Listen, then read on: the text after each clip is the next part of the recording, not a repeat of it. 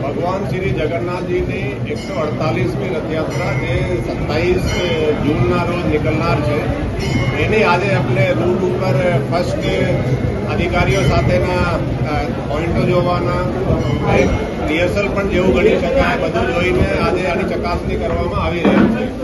Detailed જે rehearsal છે એ આજે પંચાયતની ચૂંટણી પણ છે એને આવતીકાલે પોલીસ અમુક બહારથી રિપોર્ટ કરશે અને પરમ દિવસે એટલે 24 તારીખે સવારે 6 વાગે એની મેઇન રિહર્સલ શરૂ થશે. પછી 24 તારીખે પછી 25 તારીખે પણ 2 રિહર્સલ થવાની છે. તો આ રિહર્સલના ભાગરૂપે આજે તમામ અધિકારીઓ આ રૂટ ઉપર જોવા માટે અને ચેક કરવા માટે નીકળ્યા છીએ.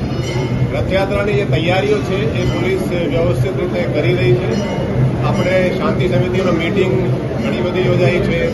બ્લડ ડોનેશન કેમ્પ પણ યોજાયા છે. આજે પણ દરિયાપુરમાં બ્લડ કેમ્પનું આયોજન છે. આ સિવાય ક્રિકેટ મેચ પણ કોમ્યુનલ સૌહાર્દ માટે યોજાયા છે. વોલીબોલના મેચ પણ યોજાયા છે. અને પોલીસ જે વોન્ટેડ ક્રિમિનલ્સને પણ ખાસી ઝુંબેશ ચલાવીને પકડી રહી છે. બાકી એકંદરે જોઈ શકાય કે બહુ સારા એટમોસ્ફિયર છે અને વ્યવસ્થિત રીતે અમે અપેક્ષા છે કે રથયાત્રા વ્યવસ્થિત રીતે પસાર થઈ જશે. ટેકનોલોજીનો ઉપયોગ શું કરીશું અને કુલ બંદોબસ્ત જે છે કેટલો લાગશે? આ વખતે ફર્સ્ટ ટાઈમ આપણે આર્ટિફિશિયલ ઇન્ટેલિજન્સના પણ ઉપયોગ કરી રહ્યા છીએ. તમે જોયા હશે કે બેંગ્લોરમાં સ્ટેમ્પીડ થઈ હતી ત્યારે બહુ ભીડ થાય તો સ્ટેમ્પીડની શક્યતાઓ રહે છે. એટલે આ સિસ્ટમથી આપણે કોઈ જગ્યાએ વધારે ભીડ થાય તો પાછળથી પોલીસને સિગ્નલ જાય, પોલીસ આ ભીડને થોડું રોકી શકે.